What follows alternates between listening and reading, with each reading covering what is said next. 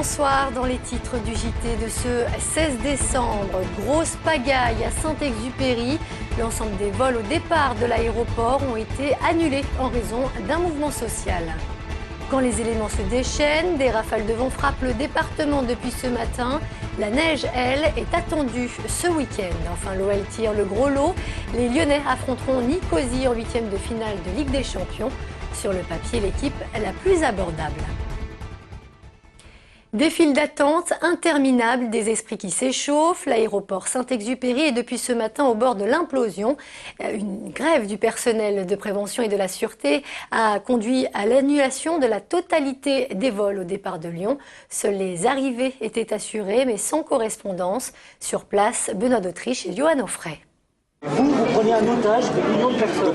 En gros, ce que vous dites, c'est ne faites pas grève. Vous êtes des terroristes. Grosse tension aujourd'hui à Saint-Exupéry. Tous les départs annulés à la mi-journée, des files d'attente qui grandissent et des passagers un peu perdus. On n'a aucune annonce micro, on ne sait pas du tout si on va partir ou si on va rester. Je pense que ça, c'est de l'égoïsme par rapport aux autres. Je comprends le principe de la grève. Bon. Après, que les aéroports n'aient pas anticipé, ça c'est un autre problème. La grève en question, c'est celle des opérateurs de sûreté de l'aéroport. Selon les syndicats, plus de 90% des salariés l'ont suivi. Employés par la société Brinks, ils demandent depuis plusieurs semaines une augmentation générale des salaires. Le coût de la vie augmente, ça fait des années que nous, notre salaire n'a pas augmenté. On a de plus en plus de mal à s'en sortir à la fin de chaque mois. Donc on avait 5 jours ouvrables pour négocier, on a été reçus à Paris.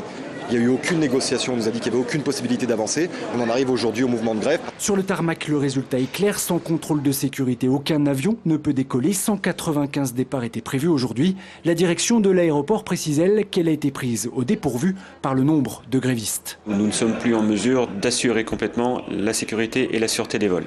Des vols vont être déroutés vers d'autres aéroports avoisinants. Et auquel cas, pour ces vols-là et pour les passagers qui embarquent sur ces vols, il y aura des bus qui seront mis à disposition pour les acheminer, bien sûr. Le mouvement est d'ores et déjà reconduit demain et les opérateurs de sûreté doivent rencontrer leur direction. À Saint-Exupéry, la paralysie pourrait durer plusieurs jours.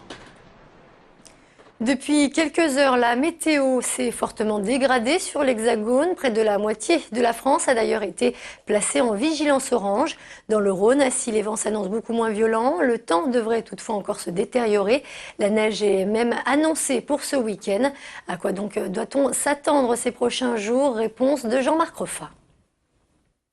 Là, les vents sont pas très forts, hein. Ils sont en moyenne autour de 80 km/h, 90 km/h. Bien loin de la tempête frappant la côte atlantique, les vents sur l'agglomération n'ont pas dépassé les 100 km/h. La seule conséquence visible pour les Lyonnais a été la fermeture dès la matinée du parc de la Tête d'Or. Ce soir, la pluie annonce un épisode neigeux et un refroidissement. Limite pluie-neige qui va s'abaisser progressivement. Sur les monts, elle va d'abord donner une petite couche de neige vers 700 mètres et puis descendre en fin de nuit au niveau des coteaux jusqu'à 300 mètres. Des petites précipitations neigeuses, pas très méchantes. Selon Météo France, les plus grosses chutes de neige intéresseront les Lyonnais partant en station. 1 mètre de poudreuse devrait recouvrir les Alpes ce week-end. Les services du Grand Lyon se sont donc mis en alerte pour procéder au salage. 231 agents se tiennent prêts à intervenir 24 heures sur 24. On met du sel et puis on part en intervention, quoi. Dans tous les cas, le salage se fera donc sur un sol mouillé. Nous l'accompagnons de saumure. La saumure, c'est de l'eau saturée en sel qui a une action immédiate sur la neige et le sel a une action différée par rapport à la saumure. Ici, au dépôt de Gerland, le Grand Lyon dispose de 3000 tonnes de sel sur les 20 000 disponibles. Il y a 8 centres d'exploitation et tout le personnel se prépare à cet épisode neigeux puisque la neige est annoncée à Lyon dans la nuit de samedi à dimanche. Et puis, conséquence de ces intempéries dans les départements voisins de la Loire et de l'Ain, sachez que près de 5000 foyers sont actuellement privés d'électricité. Selon ERDF, ils étaient à la mi-journée plus de 36 000 sur l'ensemble de l'Hexagone. Un mois, tout juste après sa disparition du côté de Trévoux, on est aujourd'hui toujours sans nouvelles d'Alexis Mentrel. Ce jeune basketteur de 21 ans, originaire du Val-de-Saône, reste en effet introuvable. Si le dispositif sur le terrain, et plus particulièrement dans la Saône, a été suspendu, les gendarmes maintiennent une cellule de recherche. Pour l'instant, aucun élément nouveau n'est apparu depuis la découverte de la carte grise du jeune homme près de la rivière. Et puis sachez que dans l'affaire du meurtre du 8e arrondissement, un nouveau rebondissement est apparu 4 jours après la découverte d'un homme mort poignardé à la tête à son domicile du boulevard des États-Unis. On a appris aujourd'hui que son fils a été placé en garde à vue prolongée. C'est lui qui avait prévenu les secours lundi matin. Les enquêteurs souhaitent réaliser de nouvelles vérifications. Une instruction judiciaire devait être ouverte aujourd'hui. Eva Joly était dans la région aujourd'hui. La candidate écologiste aux prochaines présidentielles s'est rendue à Bourgoin pour soutenir les salariés de Photowatt, une société spécialisée dans l'énergie solaire et qui a été récemment mise en redressement judiciaire. L'eurodéputé a dénoncé le moratoire sur les nouveaux projets solaires pris par le gouvernement et a plaidé pour la réindustrialisation de la France grâce aux énergies renouvelables. Autre visite, celle d'Arnaud Klarsfeld, l'actuel président de l'Office français de l'immigration et de l'intégration, s'est rendu au centre de formation Interservices Migrants dans le 3e, une structure visant à accueillir les primo-arrivants et les accompagner dans leur parcours d'intégration.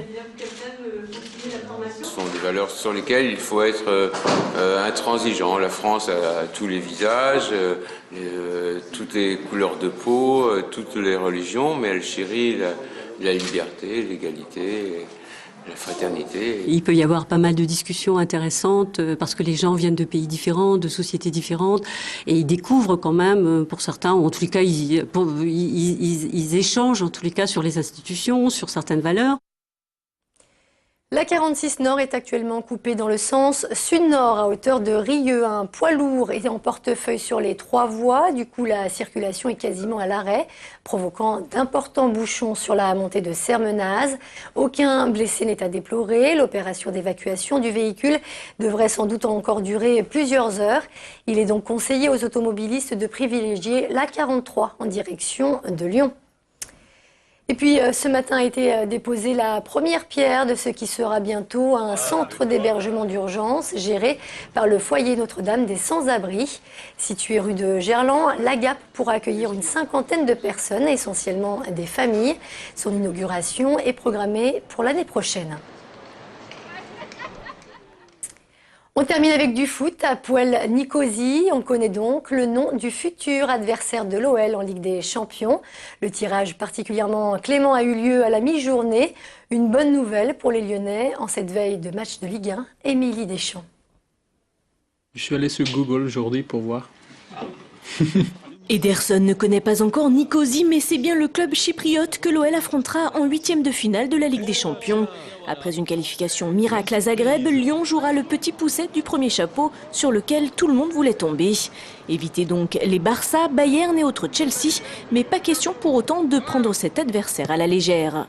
Si cette équipe s'est qualifiée en premier dans son groupe, ça veut dire qu'elle a des qualités.